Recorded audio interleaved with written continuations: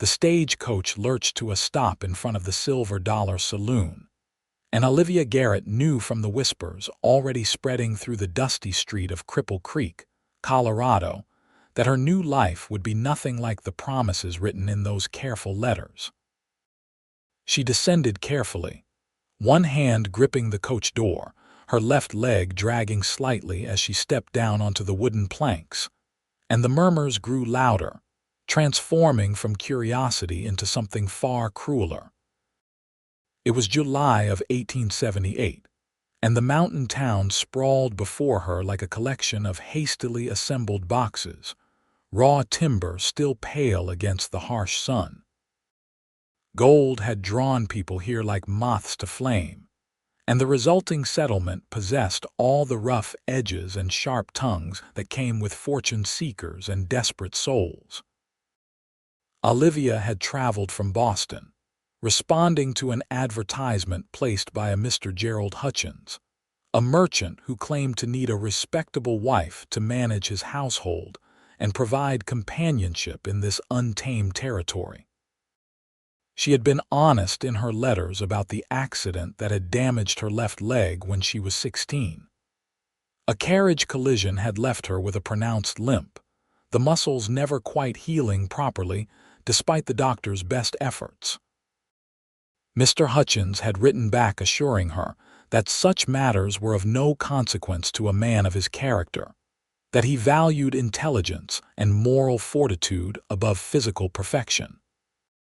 Now, standing in the middle of Bennett Avenue with her 2 worn carpetbags and the stares of strangers burning into her skin, Olivia wondered if she had made the gravest mistake of her 23 years. A portly man with slicked hair and a vest straining against his middle pushed through the small crowd that had gathered. His eyes traveled over her with an expression that shifted from anticipation to disappointment so quickly it might have been comical under different circumstances. "Miss Garrett."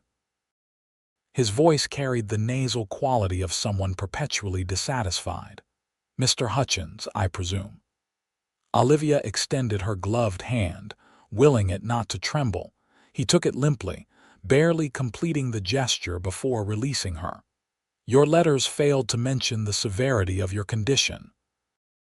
The words landed like stones. Around them, several women in fine dresses whispered behind their fans, while men leaning against the saloon's posts made no effort to hide their amusement.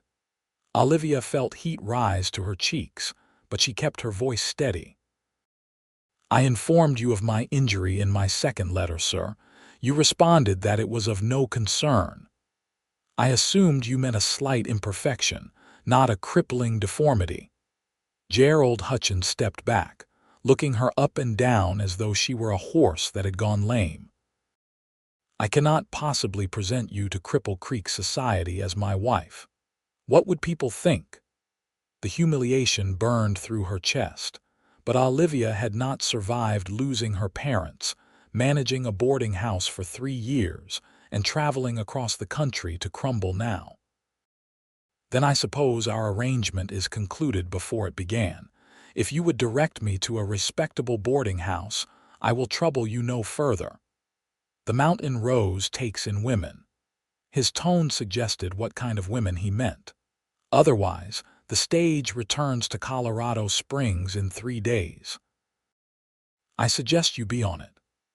He turned and walked away, his boots heavy on the wooden sidewalk, leaving her standing alone with her bags and the weight of every watching eye. Olivia bent to retrieve her carpetbags, the movement awkward as she compensated for her weaker leg. The leather handles cut into her palms as she straightened, and she began walking down the street, searching for anything that might offer respectable lodging. Each step felt magnified, her uneven gait drawing attention she desperately wished to avoid. "Look at how she walks," a woman's voice carried clearly. "Like a 3-legged dog." Laughter followed, sharp and cutting. Olivia kept her eyes forward, though her vision blurred with unshed tears. She had known prejudice before, had felt the sting of being overlooked or dismissed because of her limp. But this public mockery in a strange place with nowhere to turn felt like a new depth of cruelty. She had made it perhaps 50 yards when a figure stepped into her path. Olivia looked up to find a cowboy standing before her, tall and lean with sun-darkened skin and eyes the color of creek water in summer. He wore dusty leather chaps over worn denim, a blue cotton shirt faded from countless washings, and a hat that had seen better years. A bandana hung loose around his neck, and his boots were scuffed from hard use. What struck her most was his face, angular and weathered but open in a way that spoke of honesty rather than judgment. "Madam," he said, his voice a low rumble that somehow carried warmth, "I could not help but overhear your situation." Olivia braced herself for more mockery, lifting her chin. "If you have come to add your commentary to the chorus, I assure you I have heard quite enough." Something flickered in those creek water eyes, something that might have been anger, but not directed at her. "No, madam. I came to say that any man who would treat a lady so poorly is not worthy of cleaning her boots, limp or no limp." He paused, and then added with quiet intensity, "Besides, you do not walk like weakness. You walk like strength to me." The words hit her with such unexpected force that for a moment Olivia could not breathe. She stared at this stranger who had just spoken the kindest sentence anyone had said to her in longer than she could remember. Around them, the street had grown quieter, people straining to listen. "I beg your pardon." Her voice came out smaller than she intended. "Every step you take requires more effort, more determination than it does for folks like me. That is not something to mock. That is something to admire." He gestured down the street. "My name is Thomas Quinn. I work at the Quinn Ranch about 5 miles west of town. My mother runs the household and we have a guest room. It is not fancy, but it is clean and respectable, and you are welcome to stay there while you figure out your next move. No charge, no obligation." Olivia searched his face for any sign of ulterior motives, but found only sincere concern. Still, propriety demanded caution. "Mr. Quinn, while I appreciate your kindness, I cannot simply accept charity from a stranger, nor would it be appropriate for me to stay at your home without proper arrangement." "My mother would be the one hosting you," Thomas said. "I stay in the bunkhouse with the ranch hands most nights.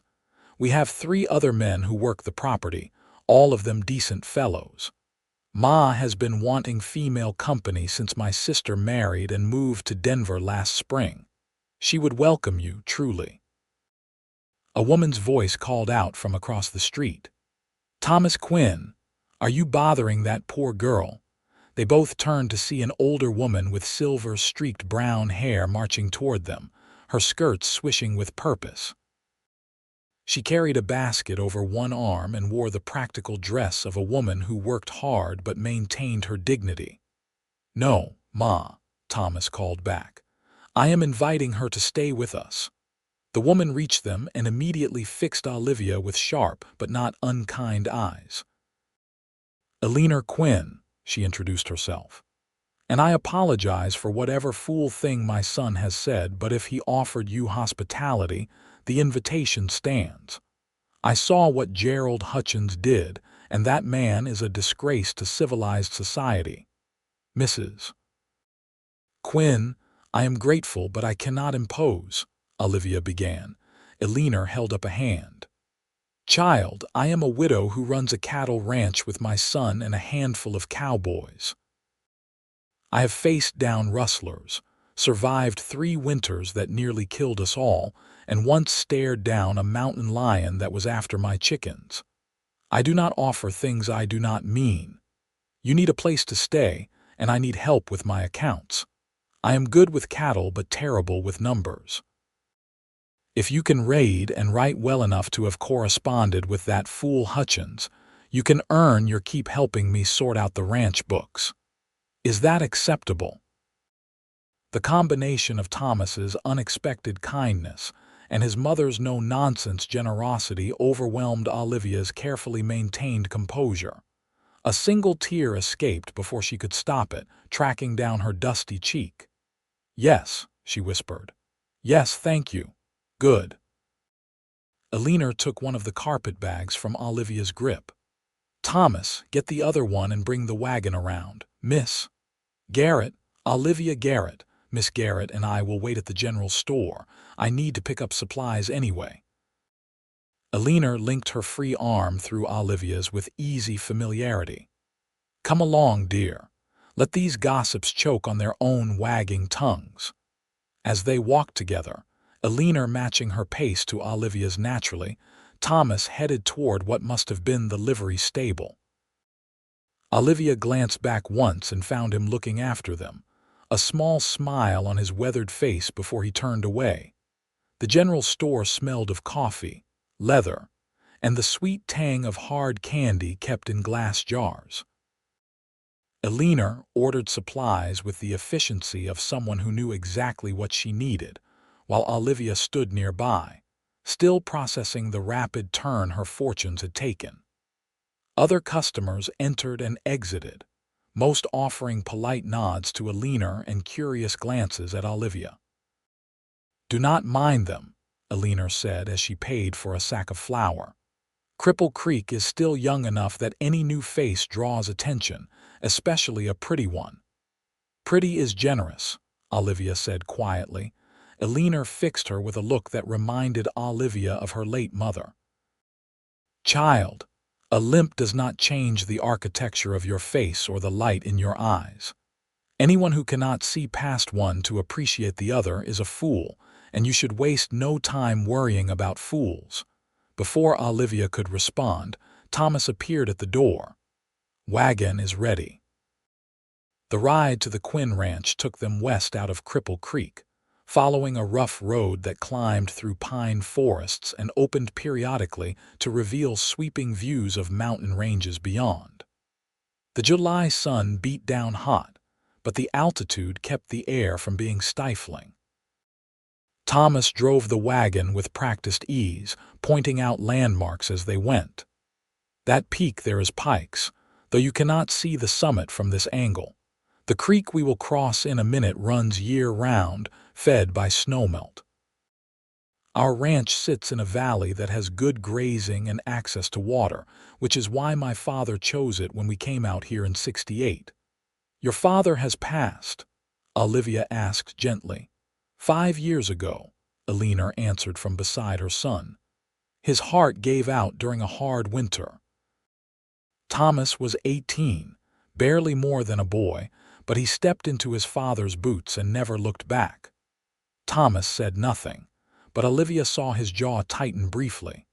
She understood loss, the way it carved out spaces inside you that never quite filled in again. The Quinn Ranch appeared around a bend, a collection of buildings arranged in a rough square. The main house was built of logs and stone, 2 stories tall with a wide porch wrapping around the front. A barn large enough for a dozen horses stood to the left, and beyond it, Olivia could see fenced pastures where cattle grazed, their brown and white forms dotting the grassland. A bunkhouse, several storage sheds, and what looked like a chicken coop completed the settlement. 3 men emerged from the barn as the wagon approached, all of them lean and sun-weathered in the way of men who spent their lives outdoors. Thomas raised a hand in greeting. "Boys, we have a guest. Miss Garrett will be staying in the spare room and helping Ma with the accounts."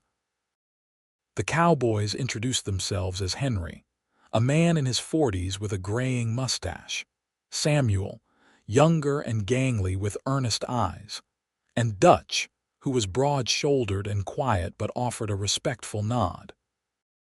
All 3 tipped their hats to Olivia, and if they noticed her limp as she climbed down from the wagon, none gave any sign. Elena led Olivia into the house, which opened into a large main room combining kitchen and living space. A stone fireplace dominated one wall, and windows on 3 sides let in generous light. The furniture was simple but well made, everything clean and ordered. A staircase led to the 2nd floor, where Alina showed her to a small bedroom with a single bed covered in a wedding ring quilt, a washstand with a porcelain basin, and a window overlooking the mountains. "It is not the Broadmoor Hotel, but it is yours as long as you need it," Alina said. Olivia set down her carpetbags and turned to face her unexpected benefactor. "Mrs. Quinn, I do not know how to thank you. If you and your son had not intervened, I would be sleeping in that coach station tonight or worse. Then thank us by settling in and joining us for supper. I have stew simmering and there is always plenty." Alina moved toward the door, then paused. "Olivia, if I may call you that, I want you to know something. My husband was killed in a cattle drive accident, and for weeks after I could barely walk from grief. It felt like my legs had forgotten their purpose. But I learned that the human spirit is stronger than the body's limitations. You have traveled across this country alone with an injury that would keep many people confined to their homes. That takes courage. Do not let anyone make you forget that." After Alina left, Olivia sat on the bed and finally allowed herself to cry, not from sorrow now but from relief and overwhelming gratitude. She had expected to arrive in Colorado as a bride, awkward perhaps, but with a place and purpose. Instead, she had been rejected and humiliated before finding unexpected kindness from strangers who had no reason to care about her fate. She washed her face in the basin, unpacked her few belongings, and changed from her traveling dress into a simpler cotton one suitable for supper. When she descended the stairs carefully, holding the railing, she found Thomas adding wood to the stove while Alina set the table. "Can I help?" Olivia asked. "You can slice that bread." Alina pointed to a fresh loaf cooling on the counter. "Thomas, go tell the boys supper is ready." Thomas headed out, and Olivia moved to the counter, picking up the knife and cutting even slices as she had done countless times in her Boston boarding house. The domestic routine felt comforting, familiar in this strange place. The men filed in, hanging their hats by the door and washing up at a basin on the porch before taking seats at the long table. Thomas sat at the head, his mother to his right and Olivia to his left, with the ranch hands filling in the remaining chairs. Alina said a brief grace, and then bowls of rich beef stew were passed around along with the bread and butter. "Miss Garrett is from Boston," Alina announced. "Olivia, these rough characters might surprise you with their manners when pressed." "Boston," Henry said with interest. "That is a long journey. What brought you to Cripple Creek?" There seemed little point in hiding the truth, and Olivia suspected they already knew. "I came as a mail-order bride to Mr. Gerald Hutchins. He found me unsuitable upon arrival." "His loss," Samuel said firmly, then blushed at his own boldness. "Begging your pardon, miss, but it is true. Gerald Hutchins is a pompous windbag who thinks a little gold dust makes him royalty," Dutch added, his first word since they had met. "You are better off." Thomas had been quiet, focusing on his stew, but now he looked up. "What will you do now, Miss Garrett? Will you return east?" The question had been circling in Olivia's mind since the humiliation on Bennett Avenue. The honest answer was that she did not know. The trip west had consumed most of her savings, and she had sold her small stake in the Boston boarding house to make the journey. Returning would mean admitting defeat, finding work again in a city where opportunities for women, especially those with visible disabilities, remained limited. "I do not know yet," she admitted. "Mrs. Quinn has generously offered me time to figure that out." "You should stay," Alina said simply. "Not just for a few days, but properly. You said you managed a boarding house. You understand accounts, inventory, dealing with difficult people." That is exactly what I need. The ranch does well enough, but I have been drowning in paperwork since Thomas took over the day-to-day operations. He is brilliant with cattle but allergic to bookkeeping. Thomas gave his mother a long, suffering look. I am not allergic. I just have better things to do than argue with numbers that refuse to add up. Because you write them down wrong, Elena countered. Olivia, would you at least consider it? I can pay you a fair wage, room and board included. Nothing extravagant, but enough to save if you decide to move on eventually. The offer was so unexpectedly perfect that Olivia hesitated, waiting for the catch. But Elena's face held only honest hope, and Thomas was nodding in agreement. I would consider it an honor, Olivia said carefully. But I insist on earning my keep fully. If the accounts are truly in disorder, I will need access to all records and the authority to organize them properly. Done, Elena said immediately. Thomas, show her the office after supper. Fair warning, Olivia, it is a disaster. The office proved to be a small room off the main living area.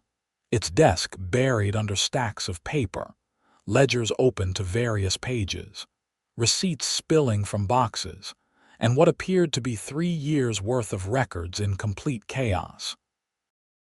Olivia stood in the doorway, taking in the magnitude of the task. I know, Thomas said from behind her. It is bad. It is not bad, Olivia corrected, rolling up her sleeves. It is simply disorganized. Everything I need is here. It is just a matter of sorting and recording properly. Thomas leaned against the doorframe, watching as she moved into the room and began examining the papers with the careful attention of someone who understood their importance. Miss Garrett, I want to apologize again for what happened in town. Hutchins is a coward and a fool, but that does not make the experience less humiliating for you. Olivia looked up from a ledger dated 1876. Mr. Quinn, you have nothing to apologize for.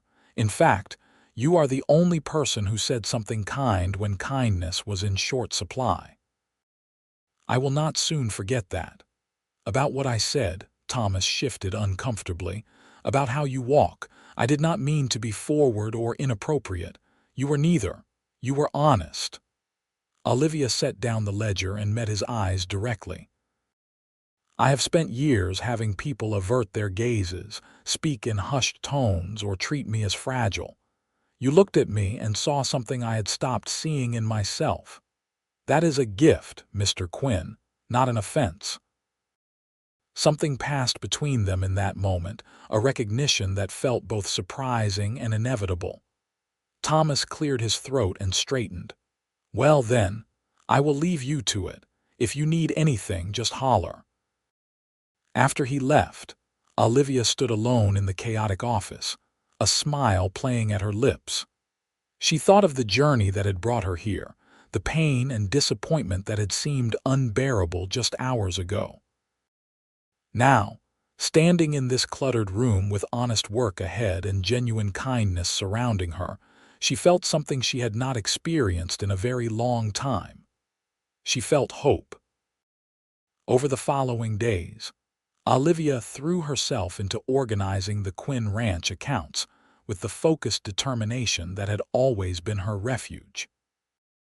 She woke with the sun, ate breakfast with the family and ranch hands, then spent hours in the office sorting receipts, cross-referencing invoices, and building a coherent picture of the ranch's finances.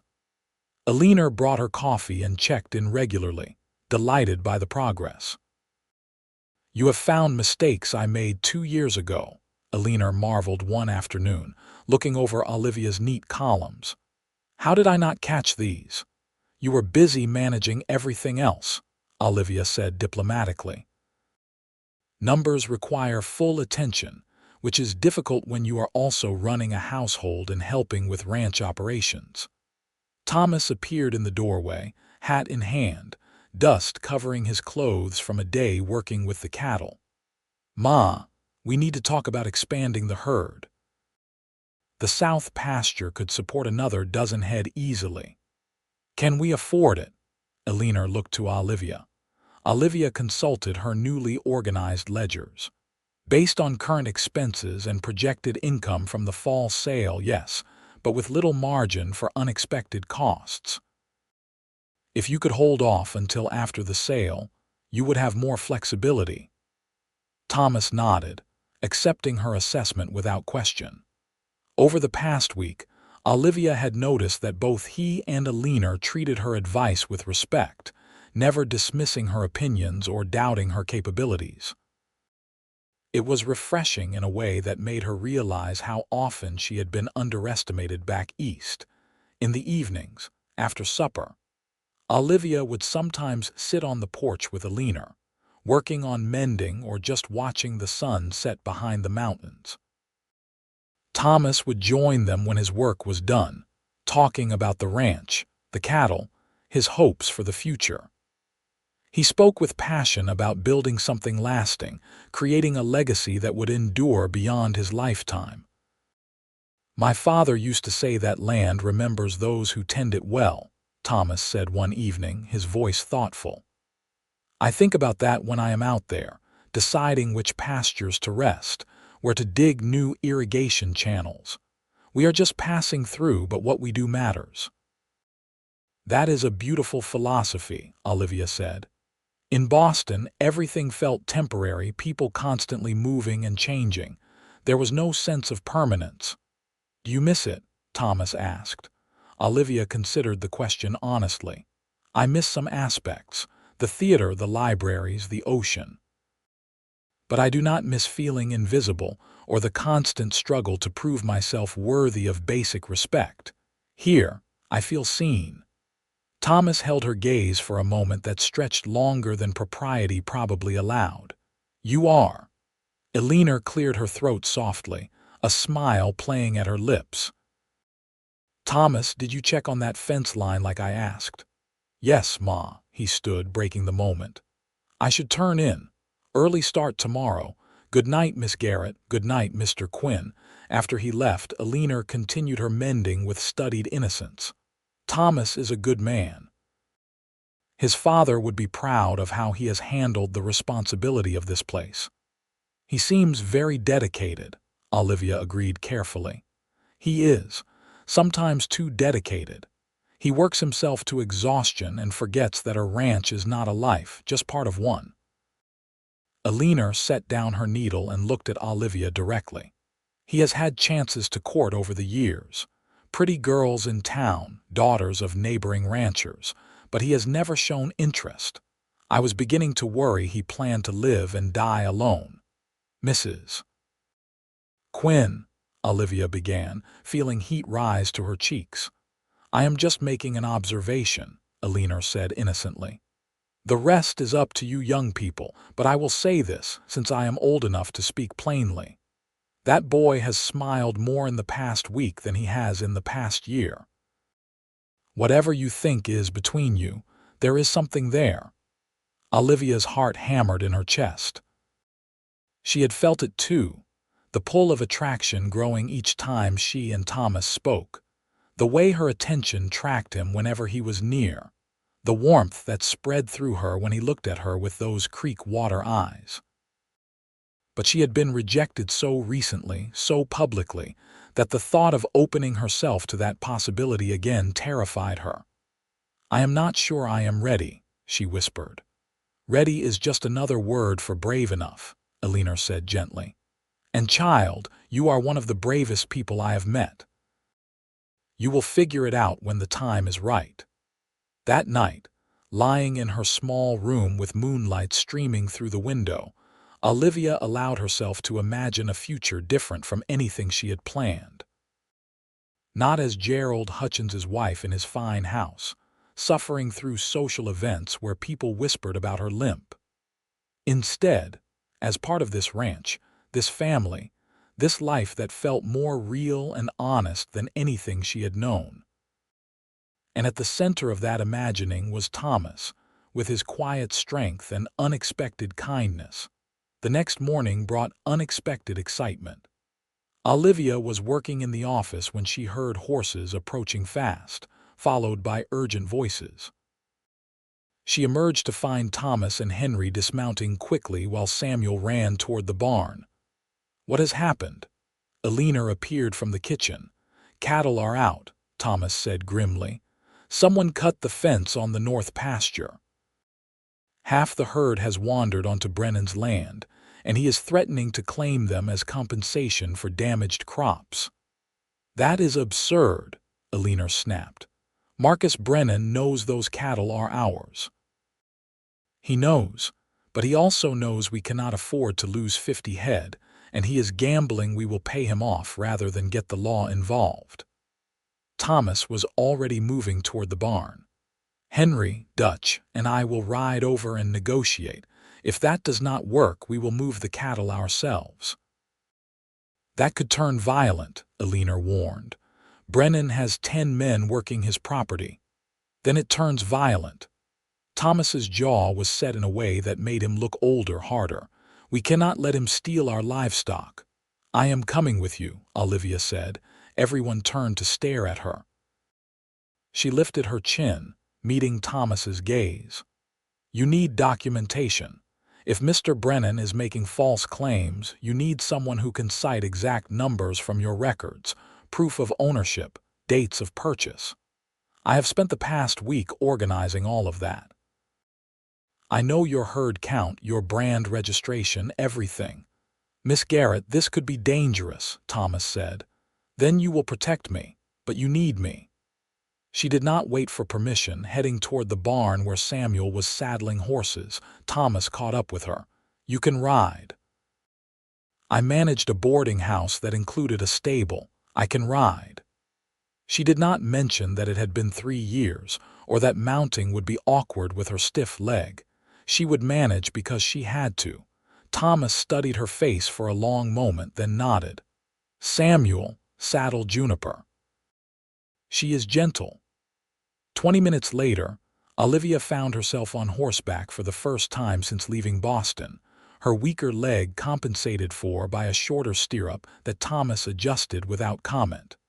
The ride north was not long but challenging, the terrain rough and the pace quick. Olivia gripped the saddle horn and focused on staying mounted, her leg aching from the unusual strain. They crested a ridge to find a scene of controlled chaos. Quinn cattle, identifiable by their distinctive brand, grazed across what had once been a planted field, now trampled and destroyed. A large man with a red face and arms like tree trunks stood with several ranch hands, all of them armed. "Quinn," Marcus Brennan called out, "come to settle your debt." Thomas dismounted smoothly, and the others followed. Olivia managed to get down with only slight awkwardness, landing heavily on her good leg. She pulled a small leather journal from her pocket, the one where she had recorded key information from the ranch accounts. "Mr. Brennan," Thomas kept his voice level, "our fence was cut deliberately. You and I both know that. What I know is that your cattle destroyed 2 acres of winter wheat that I cannot replant this season. That is about $500 in lost revenue by my calculation. So you can either pay me now, or I keep the cattle as compensation. 50 head of cattle are worth at least $2,000 at current market rates," Olivia said clearly, stepping forward. "Your wheat crop, while unfortunate, does not justify theft on that scale." Brennan's eyes narrowed as he looked her over. "And who might you be?" "Olivia Garrett, ranch accountant. I have complete documentation of the Quinn herd, including individual animal records, brand registration filed with the county in March of 1876, and recent veterinary assessments. Those cattle are legally and incontrovertibly the property of the Quinn Ranch. If you detain them, you will be guilty of rustling, which, as you know, is a hanging offense in Colorado." The mention of documentation and legal consequences made several of Brennan's men shift uncomfortably. Brennan himself looked less certain. "The fence was cut." "I did not do it. which means Quinn here did it himself to put cattle on my land. To what possible end? Olivia kept her voice reasonable but firm. Why would Mr. Quinn deliberately damage his own property, let valuable livestock wander and destroy a neighbor's crops? There is no logical motive. However, someone wishing to create conflict between the Quinn and Brennan ranches would have significant motive to stage exactly this scenario. Thomas caught on immediately. You have competition with anyone lately, Brennan. Someone who might benefit from you and me being at each other's throats. Brennan's face darkened further, but with thought rather than anger. Wilkes has been trying to buy my water rights for 2 months. I told him no 3 times. Wilkes offered to buy our south pasture last month, Thomas said. We refused. If you and I fight, weaken each other financially or worse, our properties become vulnerable. Silence fell as both ranchers processed this possibility. Olivia held her breath, aware that this could still tip into violence if pride overrode reason. Finally, Brennan spat into the dirt. Get your damned cattle off my land. And Quinn, you and I should talk about Wilkes. Man is getting too ambitious. The tension dissolved like morning frost. Thomas nodded curtly. Agreed. Henry Dutch, let us round them up. The work took 2 hours, gathering the scattered cattle and driving them back through the cut fence onto Quinn land. Brennan even had his men help, the shared enemy creating temporary alliance. By the time they finished, the sun was high and hot, and Olivia's leg throbbed with exhaustion from staying mounted so long. On the ride back, Thomas rode close beside her. That was incredible. The way you diffused that situation, it could have gone very badly. I simply presented facts, Olivia said, though she was secretly thrilled by the praise, and made logical inferences. You saved us from a fight that could have cost lives, certainly money we cannot afford to lose. Thomas smiled at her, genuine and warm. Thank you. Back at the ranch, Eleanor helped Olivia down from the horse, noting her pale face and careful movements. Bath first, then food, then rest. You pushed yourself hard today. Olivia wanted to argue but lacked the strength. The hot bath Eleanor prepared eased some of the aching, and she managed to eat a little before exhaustion claimed her completely. She slept through the afternoon and evening, waking to find moonlight once again painting her room silver. Thirsty, she rose and made her way carefully down the stairs, her leg especially stiff after the day's exertion. The kitchen was dark except for dying embers in the stove. She was reaching for the water pitcher when a voice startled her. Could not sleep either. Thomas sat at the kitchen table, barely visible in the shadows. Olivia pressed a hand to her racing heart. You startled me. Sorry. He stood, moving to light a lamp.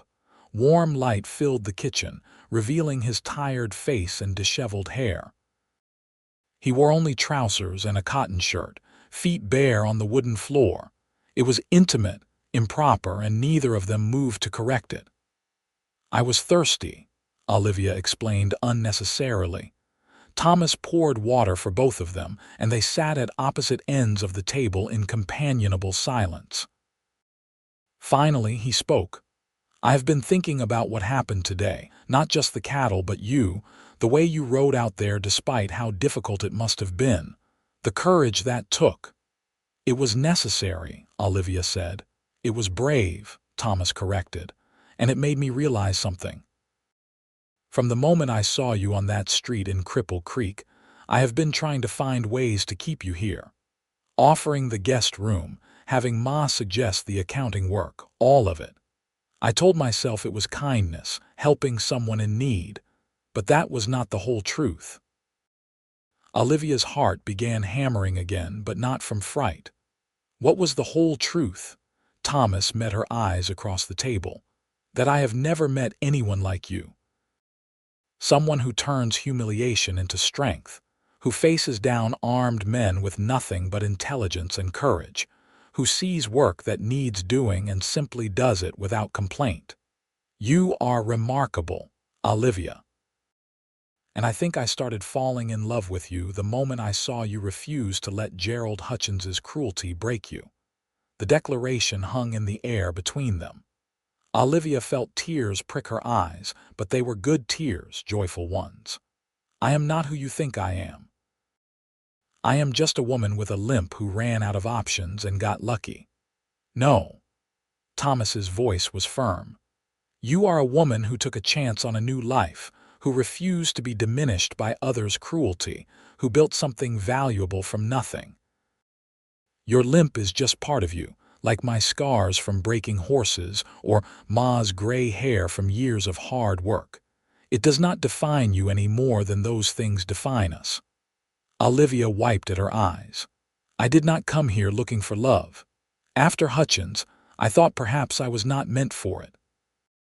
Neither did I, Thomas admitted. I thought I would just work this ranch until I was too old to sit a horse, then hand it to some nephew or cousin. A life without that kind of complication seemed simpler. But simple is not always better.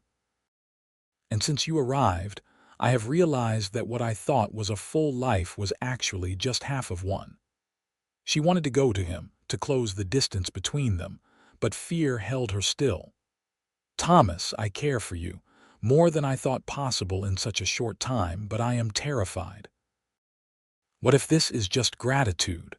What if you wake up and realize you have bound yourself to someone who will always walk slower, who people will always whisper about? Thomas stood and came around the table, kneeling beside her chair so they were eye to eye. He took her hands in his, calloused and warm. Olivia, listen to me. I spent 3 years watching my father die slowly, powerless to stop it. I learned that life is short and uncertain, and the only thing that matters is how we spend the time we have. I would rather spend 1 year with you than 50 years with someone who made me feel less alive. Your limp does not slow you down in any way that matters, and anyone who whispers can go straight to hell. The raw honesty in his voice, the intensity in his eyes broke through Olivia's remaining defenses. She cupped his face with one hand, feeling the roughness of day-old stubble. I think I am falling in love with you too. Thomas's smile was like sunrise, slow and transformative. Yeah, yes. And then she leaned forward and kissed him, tentative at first and then with growing confidence as he responded, his arms coming around her waist to draw her closer. They broke apart breathless, and Thomas rested his forehead against hers. I should probably ask you properly. Olivia Garrett, would you consider courting me? With the intention that if things continue as I hope they will, I would like to marry you and build a life together here on this ranch. Yes, Olivia whispered. Yes to all of it. They sat together in the lamplight kitchen for another hour, talking about hopes and fears, past hurts and future dreams. When Olivia finally returned to her room, the moon had moved across the sky, and her heart felt fuller than she had ever imagined possible. The next months unfolded like a dream made solid. Thomas courted Olivia with the same steady determination he brought to everything, but with an added tenderness that made her feel cherished. He brought her wildflowers from the high meadows, taught her to fish in the creek, and spent evenings reading aloud while she worked on mending. They rode together when her leg allowed, and on days when it ached too much, he would sit with her in the office, helping with accounts while they talked. Eleanor watched their growing closeness with obvious delight, occasionally making pointed comments about how nice it would be to have grandchildren before she was too old to enjoy them. The ranch hands accepted Olivia as one of them, asking her opinion on practical matters and including her in the communal meals and occasional celebrations. By October, when the aspen trees turned gold against the evergreen pine and the air carried the first bite of coming winter, Thomas took Olivia up to a high meadow overlooking the ranch.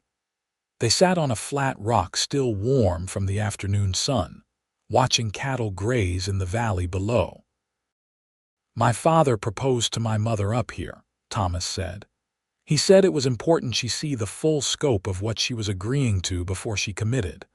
The beauty, but also the isolation, the wealth of land, but also the hard work required to keep it."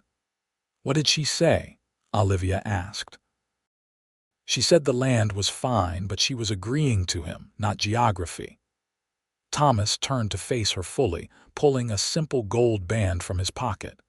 "Olivia, I know we have only known each other 4 months, but I have never been more certain of anything in my life. Will you marry me?" Olivia looked at the ring, at Thomas's hopeful face, and at the sprawling ranch below that had become her home. "Yes," she said simply. "Yes, I will marry you." The ring slid onto her finger, a perfect fit, as though it had been made for her hand. Thomas kissed her thoroughly, and they sat together watching the sun set, planning their future in quiet voices filled with joy. They married in November in the small church in Cripple Creek, with Alina crying happy tears and the ranch hands cleaned up and looking uncomfortable in their Sunday best. Several townspeople attended, including some who had whispered about Olivia's limp that first day. If they still had opinions, they kept them silent in the face of the Quinn family's obvious happiness. Gerald Hutchins was not invited, though Olivia saw him on the street once as she and Thomas walked to the general store, her hand tucked securely in the crook of his arm. Hutchins stared, his expression sour, but said nothing. Olivia smiled at him sweetly and kept walking, feeling not vindication but simple contentment. The wedding night was gentle and filled with nervous laughter as they learned each other in new ways. Thomas was patient with her self-consciousness about her leg, kissing the scarred tissue and telling her it was part of what made her who she was, and he loved all of her. Olivia cried again, but they were healing tears, washing away years of shame and rejection. They settled into married life with surprising ease. Olivia continued managing the ranch accounts, which under her careful attention showed steady profit growth. Thomas expanded the herd gradually, following her financial advice, and the ranch prospered. Alina moved into the small house they built for her nearby, giving the newlyweds privacy while remaining close enough to help and visit regularly. The first winter tested them, as Colorado winters did. Snow piled high, and temperatures dropped brutally.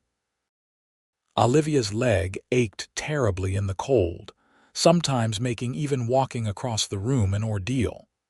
Thomas never complained about the extra work he took on during those times, bringing her hot compresses and sitting with her through the worst nights. "You regret it?" she asked one particularly bad evening when she had been unable to leave the bed all day. "Marrying someone who cannot always pull their weight." Thomas set aside the compress and took her face in his hands. "Olivia Quinn, you pull your weight and mine and probably half the territories. Having a few bad days does not change that. And even if you could never walk again, I would not regret a single moment. I married you, not your leg." Spring came eventually, as it always did, bringing relief and renewal. Olivia was in the garden one April morning, planting vegetables, when a wave of nausea hit her so hard she had to sit down. Alina, visiting for coffee, took one look at her face and smiled knowingly. "How late are you?" she asked gently. Olivia calculated quickly, her eyes widening. 3 weeks. "I thought it was just stress from the winter." "Child, you are pregnant." Alina helped her to her feet. "We should get you to Doc Miller in town to confirm, but I have seen that look enough times to know." The news filled Olivia with equal parts joy and terror. She wanted this, wanted to give Thomas children and build the family they had dreamed about. But fear whispered questions. Would her damaged leg affect the pregnancy? Would the child inherit her limp? Could she manage motherhood with her physical limitations? Thomas's reaction when she told him erased the fears, at least temporarily. He picked her up and spun her around despite her laughing protests, then set her down carefully and placed his hand over her still flat stomach with something like reverence. "We are having a baby," he said wonderingly. "Olivia, we are having a baby." Doc Miller confirmed the pregnancy and assured Olivia that her leg injury should not affect her ability to carry or deliver a healthy child. The months that followed were filled with preparation, transforming the small room next to theirs into a nursery, stockpiling supplies, and fielding Alina's enthusiastic planning. Olivia continued working as long as she could, but by her 7th month, moving around became difficult. She fretted about being useless until Thomas carried an armload of ledgers to their bedroom and set them on the desk he had installed there. "You can work from here," he said. "The ranch does not stop needing management just because you are growing our child." Their son was born in January of 1879, during a snowstorm that made getting Doc Miller to the ranch an adventure Henry would retell for years. The labor was long and exhausting, but when Thomas placed the tiny, wailing infant in her arms, Olivia felt a completeness she had never imagined possible. "What should we name him?" Thomas asked, his voice rough with emotion. Olivia looked at her husband, this man who had seen her at her lowest and chosen to love her anyway, who had given her a home and purpose and family. "James," she said, "after your father." Thomas kissed her forehead, then his son's. "James Thomas Quinn. It is perfect." Motherhood challenged Olivia in new ways. Carrying an infant while managing her limp required creativity and determination, but she adapted, developing systems that worked. Alina was an invaluable help, especially in the early weeks when exhaustion threatened to overwhelm everything else.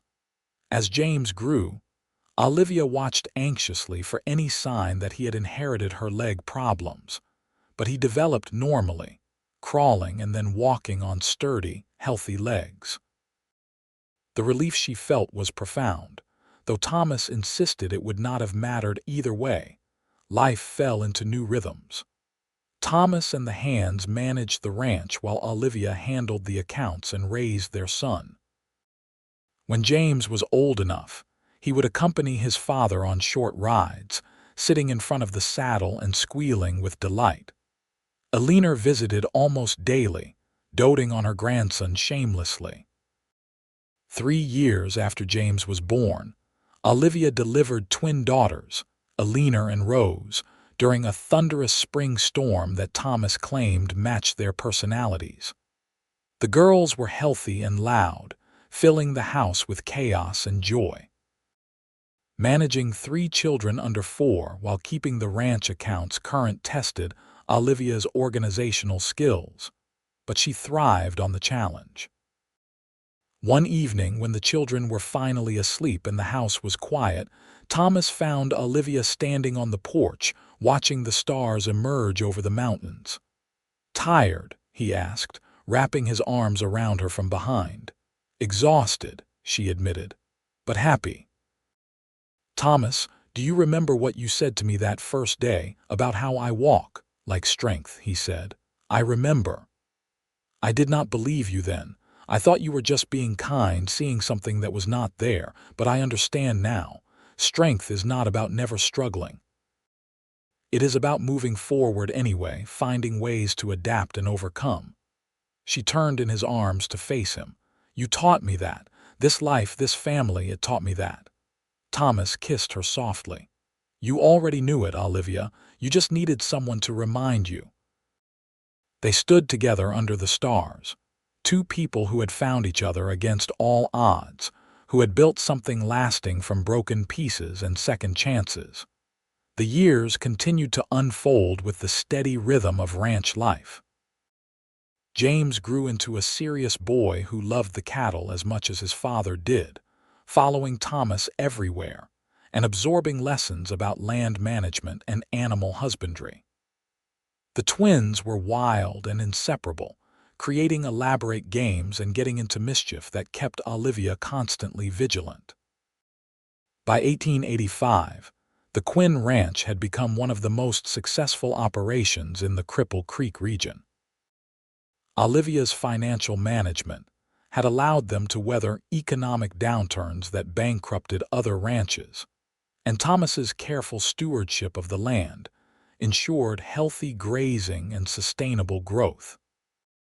They added more acreage, built a larger barn, and hired 2 additional ranch hands to manage the expanded operation. Eleanor lived to see James turn 18, a young man preparing to take his place in running the ranch. She died peacefully in her sleep one winter night, and the family buried her on the hillside overlooking the valley she had loved. Olivia grieved deeply for the woman who had shown her kindness when she needed it most, who had become not just a mother-in-law but a true friend. The children grew and changed. James married a sweet girl from town and built a house on the eastern section of the ranch, where he and his wife welcomed the next generation. Eleanor the younger became a teacher, moving to Colorado Springs but returning home frequently. Rose surprised everyone by developing a passion for ranching that rivaled her father and brother, insisting on learning everything about cattle management, and eventually taking over a significant portion of the operation. Thomas's hair turned silver at the temples, and Olivia's face gained lines around her eyes from years of laughter and sun. Her limp remained, some years better than others depending on weather and chance, but it had long since ceased to define her in her own mind or anyone else's. She was Olivia Quinn, ranch co-owner, mother, grandmother, respected voice in the community. On a summer evening in 1895, Thomas and Olivia sat on the porch of their home, watching the sun set just as they had 17 years earlier. Their grandchildren played in the yard, their laughter carrying on the warm air. Rose was in the barn checking on a pregnant mare. James and his family would arrive for supper soon. You ever wonder what your life would have been like if Gerald Hutchins had not rejected you? Thomas asked idly. Olivia considered the question. Sometimes, I would probably be comfortable, perhaps even content, but I would not be happy, not like this. No regrets then, only that I wasted so many years thinking my limp made me less than whole, less worthy of love. She reached over and took his hand, their fingers intertwining with the ease of long practice. Thank you for seeing past it when I could not. I never saw past it, Thomas corrected gently. I saw it as part of you and I loved all of you. There is a difference. They sat in comfortable silence as the sky painted itself in shades of orange and purple. A rider appeared on the horizon, and they watched as James guided his horse home, his wife and children in the wagon behind him. Family arriving for supper, for stories, for connection. Olivia thought back to that terrified woman who had stepped off the stagecoach in Cripple Creek, humiliated and alone, certain her life was over. She could hardly recognize herself in that memory now. That woman had been so focused on what she lacked that she could not see what she possessed. Courage, determination, the capacity for love and growth. Thomas had seen it immediately, had spoken words that changed everything. You walk like strength to me. 4 words that had reframed her entire self-perception, that had given her permission to see herself as capable rather than broken. But more than that, he had given her time and space to discover that strength for herself. He had not rescued her exactly. He had offered shelter and opportunity, then stepped back and watched her build a life through her own efforts. The partnership they had created was between equals, each bringing different strengths, each compensating for the other's weaknesses. "Ma, Pa," James called as he dismounted. "The girls have news." The evening filled with family and food and the kind of chaotic joy that came from multiple generations, gathered under one roof. Later, after everyone had left and the dishes were washed, Thomas and Olivia climbed the stairs to their bedroom, moving slower than they once had but together. "Do you think we did all right?" Olivia asked as they prepared for bed. With the children, the ranch, all of it, Thomas pulled her close, and she rested her head on his chest, hearing the steady beat of his heart. "I think we did better than all right. We built something real, something lasting.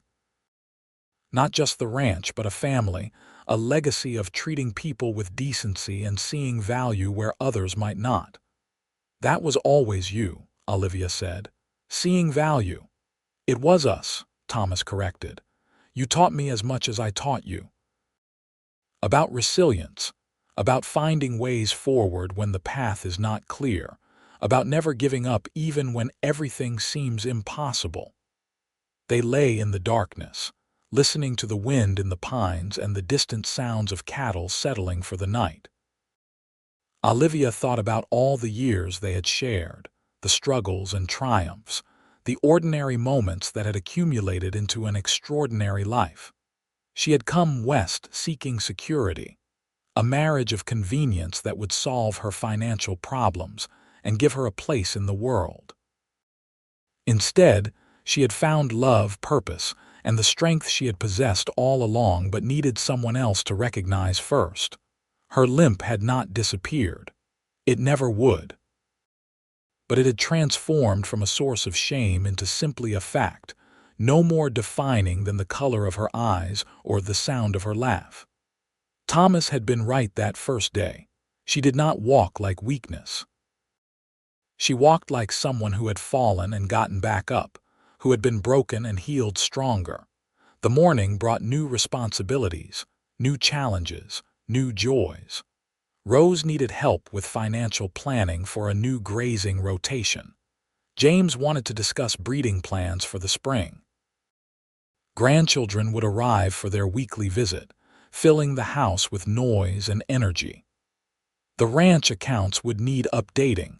Supplies would need ordering, 100 small tasks that made up the fabric of their days. Olivia rose with the sun as she always had, made coffee while Thomas handled the morning chores, and sat down at her desk to review the previous week's expenses. Numbers flowed across the page in her neat handwriting, telling the story of their operation in columns and calculations. Through the window, she watched Thomas cross the yard toward the barn, his gait still confident despite approaching 60. He paused to examine a fence post, testing its stability, ever vigilant about maintenance. She smiled, remembering the young man who had stood in her path on a dusty street and offered kindness instead of cruelty. They had both changed so much, and yet the core of who they were remained constant. He was still the person who saw strength where others saw weakness. She was still the woman determined to prove herself capable regardless of obstacles. Together, they had created something neither could have built alone. The door opened and Thomas entered, stamping dust from his boots. "Coffee smells good. It is fresh. How is the fence?" "Needs replacement in 3 sections. I will have the boys handle it this afternoon." He poured himself a cup and leaned against the counter, watching her work. "You know, I still think about that day when I first saw you." "So do I," Olivia admitted. "I knew immediately," Thomas said. "The second I saw you standing there with your chin up, refusing to be broken by Hutchins's cruelty, I knew you were someone extraordinary. And I knew I wanted to be part of your life however you would allow." Olivia set down her pen and crossed to him, taking his weathered hands in hers. "You gave me more than a home, Thomas. You gave me back myself. The parts I thought I had to hide or apologize for, you taught me to value. I will never stop being grateful for that." "It was not a gift," Thomas said seriously. "I just told you what I saw, what was already true. You did the hard work of believing it." They stood together in the morning light streaming through the kitchen windows, 2 people who had chosen each other and continued choosing each other every day. Outside, the ranch woke fully, hands heading to their duties, cattle moving toward fresh pasture, the rhythms of their life continuing as they had for nearly 2 decades. That evening, as had become tradition on Sundays, the extended family gathered for supper. The table Thomas had built years ago barely fit everyone anymore, chairs crowded together, children squeezed onto benches. Olivia looked around at the faces, all of them connected to her and Thomas, this family they had created from nothing but hope and determination. Rose stood to make an announcement. "I have been working with a new breeding program, and I think next year we can increase our herd quality significantly. It will require some upfront investment, but Ma and I have run the numbers, and it should pay off within 3 years." James nodded approvingly. "That aligns with my plans for the East Pasture expansion." They talked business and family news, children interrupted with questions and stories, and Olivia felt the contentment of a life fully lived. This was what she had built from the ashes of that first humiliation. Not just a successful business or a large family, but a web of connections and purpose that extended far beyond herself. Later, helping wash dishes while the men played with the children, Rose spoke quietly. "Ma, I want to thank you."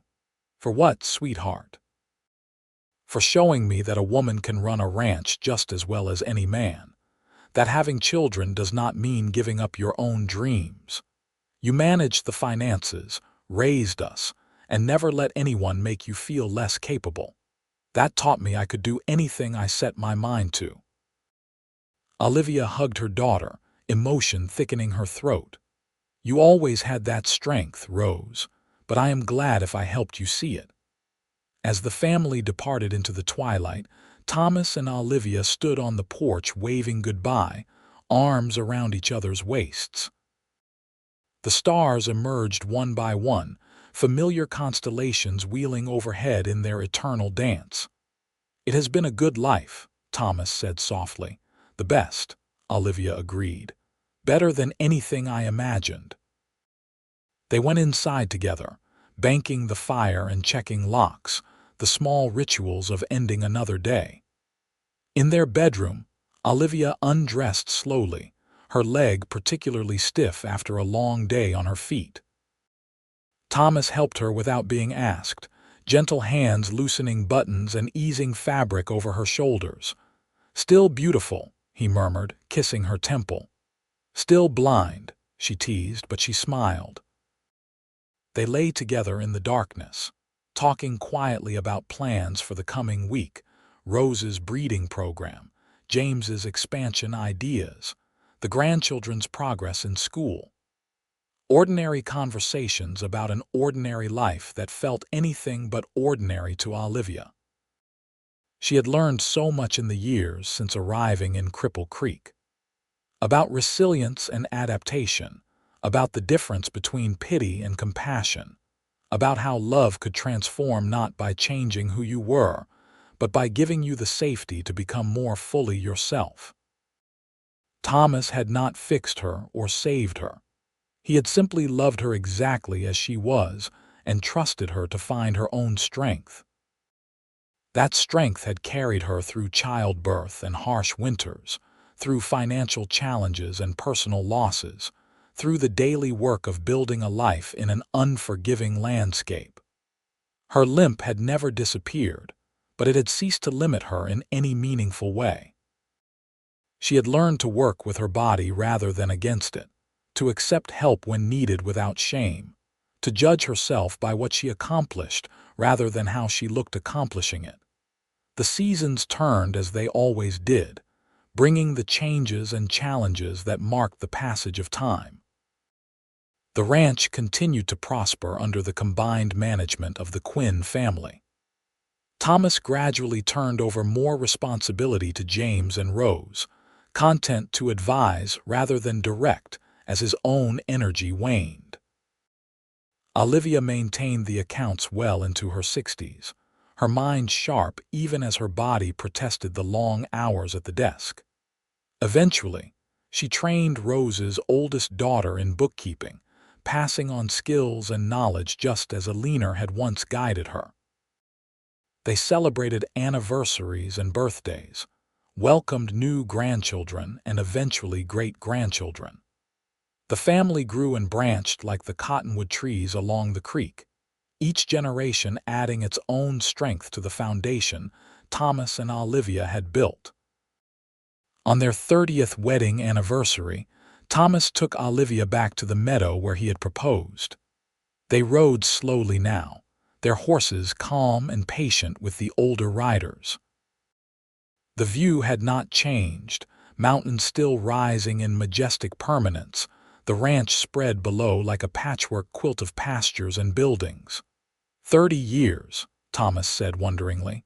It feels like both forever and no time at all. I know what you mean. Olivia dismounted carefully, and they sat together on the same flat rock, warm from the autumn sun. Do you remember what you asked me? About seeing the full scope before committing. I remember you said the land was fine, but you were committing to me. Thomas smiled. Just like Ma told me, she said to Pa. It was true then, and it is true now. The ranch has been wonderful, but it is you I chose, Thomas. You and the life we built together. That is what I am grateful for.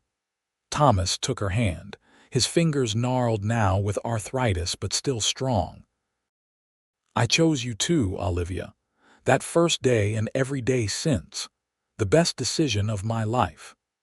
They sat watching the sun arc across the sky, talking about memories and marveling at how much had changed while so much remained constant. The love between them had deepened with time, becoming something richer and more complex than the initial attraction and determination that had brought them together. Eventually, they rode back down as the afternoon shadows lengthened. Rose met them at the barn, concern clear on her face.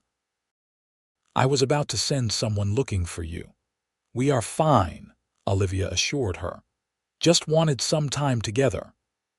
That night, surrounded by family for the anniversary celebration, Olivia looked around the crowded room and felt profound gratitude. She thought of the young woman who had stepped off that stagecoach, broken and humiliated, certain her life was over. If she could go back and tell that woman what lay ahead, would she even believe it? All the fear and shame that had weighed her down that day had transformed into something beautiful. The limp that had seemed like a curse had become simply part of her story, no more defining than any other characteristic. The rejection that had felt like the end had actually been a beginning, clearing the path for something far better than she had imagined possible. Thomas caught her eye across the room and smiled, and she smiled back, a private communication that needed no words. They had built this together, this loud, chaotic, wonderful family and the successful ranch that supported them all. More than that, they had built a partnership based on genuine respect and love that had weathered every challenge thrown at them. The celebration continued late into the evening, stories and laughter filling every corner of the house. Children fell asleep in laps and on sofas, finally claimed by exhaustion. Gradually, people departed until only Thomas and Olivia remained in the quiet house. Come outside with me, Thomas said, offering his hand. They stood on the porch under a canopy of stars, the air cool and clean with the promise of coming winter. In the distance, a coyote called and another answered. The familiar sounds of the ranch at night surrounded them, comforting in their constancy. Thank you, Olivia said softly. For what? For seeing me. Really seeing me that first day and every day since, for giving me the chance to become who I was meant to be. She leaned against him, fitting against his side as naturally as breathing. For loving me not despite my limp but as a whole person who happened to walk a little differently. Thomas wrapped his arm around her shoulders. Olivia, you did not need me to become anything. You already were remarkable. I just had the good fortune and good sense to recognize it. They stood together in the darkness, Two people who had found each other against impossible odds, who had chosen love over convenience, who had built something lasting from broken pieces and second chances. The ranch stretched around them, the physical manifestation of their partnership and determination. Olivia thought about strength, about how she had spent so many years believing it meant never struggling, never showing weakness, never needing help. Thomas had taught her differently. True strength was moving forward despite difficulty, was asking for help when needed, was getting up after being knocked down. Her limp had not made her weak. It had made her strong in ways she was only beginning to fully understand. "You walk like strength to me." 4 words spoken on a dusty street 17 years ago had changed the course of her entire life. They had given her permission to see herself differently, to claim the power she had always possessed, but been taught to deny. Thomas had offered that gift with no expectation of return, simple kindness to a stranger in need. That she had fallen in love with him, that they had built this extraordinary life together, was the universe's way of rewarding them both for choosing compassion over cruelty, for seeing possibility instead of limitation. The stars wheeled overhead in their ancient patterns, and Thomas and Olivia Quinn stood beneath them, their love as constant and enduring as the mountains rising in the distance. Tomorrow would bring new challenges, new joys, new opportunities to prove that strength came in many forms. But tonight, they simply held each other and were grateful for every step of the journey that had brought them to this moment. Their story was not one of rescue or salvation, but of recognition and partnership. Two people who had seen each other clearly from the first moment, who had chosen to build something together based on mutual respect and genuine love. The mail-order bride who had been rejected for her limp had found instead a man who valued her exactly as she was. And the cowboy who had offered kindness to a stranger had discovered a partner who matched his determination and exceeded his dreams. In the years that followed, they would continue to age together, gradually turning more responsibility over to the next generation while remaining active voices in the family and community. They would face losses and celebrate triumphs, always together, always committed to the partnership they had forged in those early days in Cripple Creek. And when, many years later, they lay side by side in the small family cemetery on the hillside overlooking the ranch, their headstones would mark more than the dates of their births and deaths. They would mark a love that had transformed 2 lives and created a legacy that would endure for generations. But that was still far in the future. For now, under the Colorado stars with the sounds of the ranch all around them, Thomas and Olivia Quinn simply held each other and knew they were exactly where they belonged, walking through life together with strength born of love and determination, forever grateful for the day their paths had crossed in a dusty mountain town and changed everything forever.